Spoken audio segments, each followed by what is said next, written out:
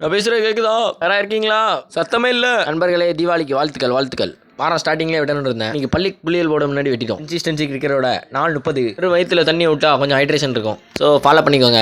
மழை அடிச்சு கொஞ்சம் ஓஞ்சி போயிரு காடு. ஒரு வாரமாக ஓடி உழைச்சதை வாரத்தோட எண்ணில் எக்ஸிக்யூட் பண்ணும்போது தான் கரெக்டாக அந்த மழை வேலை கணியும். கிரவுண்டோட வானிலை இருக்கையில் நீ 2 மேட்சும் தடை தான். காலையில் ஸ்கிப் பண்ணிட்டு வெயில அப்புறம் விக்கெட் வேலை காட்டிட்டு நீ காலைல காப்பி கொஞ்சம் சுடையான ரவை குடிப்பு கொஞ்சம் பால் வேற டஃப் மேட்ச் இருக்கு. முன்னாடி கொஞ்சம் பேப்பர் வேலைகள் போது கரெக்டாக ஆப்பு அங்கே மேட்ச் போக முடியல. வீட்டுக்கு வந்து உச்சை சாப்பாடு போட்டு மதராசி படம் இருந்தா அது இப்போ தான் பார்த்தேன். நம்ம சசி பையன் ஏரியாவில் பசங்களை கூப்பிட்டு வந்து அவன் கேங் ஃபார்ம் பண்ணி வச்சுதான். வாங்கிட்டு வந்து கம்பெனி பார்த்தாமல் அவனை விட்டுட்டு இருந்தான். அட் ரோட்டில் புஸ்வானத்தை கொளுத்திட்டு ஓடி வந்துட்டான். அடுத்த வேஞ்சுன்னா வைக்க மாட்டேன். நாலு மத்தவை போட்டு கறங்க இறக்கிட்டு இருந்தான். நம்ம சயம் வந்தான். குருவி எடுத்து பறக்க விட்டான். விசில் எடுத்து செதற விட்டான். சத்துக்கு முட்டை வாங்கிட்டு வந்தோம். நண்பர்களே, முட்டை சத்து நிறைய எடுங்க, நல்லா இருக்கும். அது இதுன்னு சொல்லுவாங்க, ஒன்றும் இல்லை. ராத்திரி சாப்பாடு தோசை கூட 2 முட்டைகள்.